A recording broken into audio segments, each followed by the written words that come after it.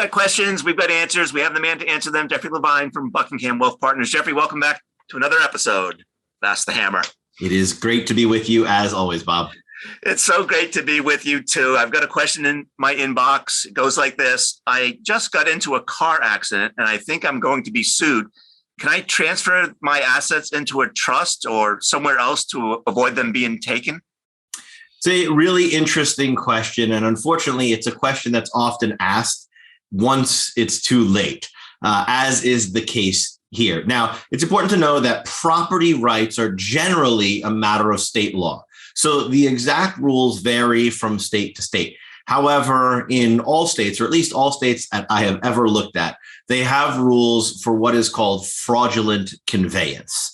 And effectively, you cannot just shift assets out of your name when you know you're going to be sued in order to say, well, I can't get them anymore. They're in a trust and I gave up my rights. If you know you're going to be sued or you are being sued, then the fraudulent transfer or fraudulent conveyance rules kick in. And while, again, each state is different, in the majority of states, there's about a 4-year look back on that.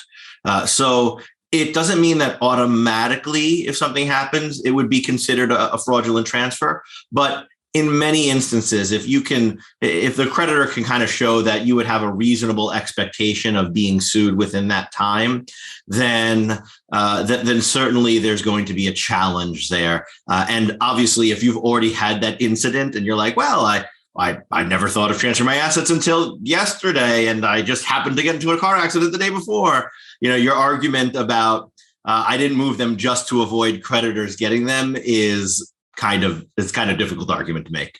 Right.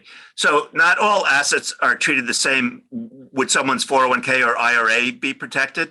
Great question. So the answer could be actually different on both of those. So you're right. There are differences in assets. Effectively, from an asset protection standpoint of view, you could think about it in a couple of levels of different protection, right? So you could have the actual asset itself, the thing you purchase could have certain protections. For instance, many states offer homestead exemptions, right? Where your primary residence is yours and no one can touch it no matter what.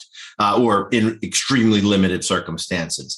There's also a lot of protection in states on things like annuities or life insurance, et cetera. So the actual investment that you have in some places can offer the protection. If it's not the investment, so like a stock or a bond, et cetera, doesn't necessarily come with its own creditor protection. But if you wrap that investment in an account that offers creditor protection, so that could be an IRA, it could be a 401k, et cetera, you may get that protection. Now, you specifically asked about IRAs and 401ks. In general, not always, but in general, 401ks receive creditor protection under ERISA, which is very, very strong in all 50 states. IRAs, on the other hand, receive creditor protection under state law. And so it's going to depend upon your specific state's rules. Now, some states are very good about that, and others, a handful of states, don't have nearly the same level of creditor protection. And then finally, if the investment itself or the account don't offer the creditor protection, then we can start kind of artificially creating layers. I like to think of it as the onion, right? And as you peel back one layer of the onion, well, you get to the next. Then you get to the next. And how many layers there are can determine how much creditor protection there is. And that could be through the use of elements like a trust, right? An irrevocable trust where you're parting with those assets. In most states, you have to do it for someone else. There's a handful of states that have what are called self-settled trusts, where you can effectively put money into a trust for yourself.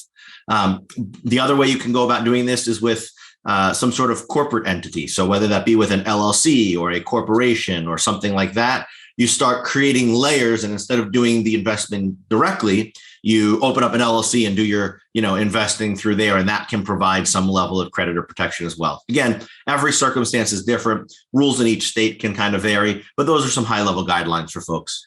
All right. So one last question, not to peel more layers in the onion, but what if this person has I have a feeling that there's a couple people already crying. I'm starting to cry. I know.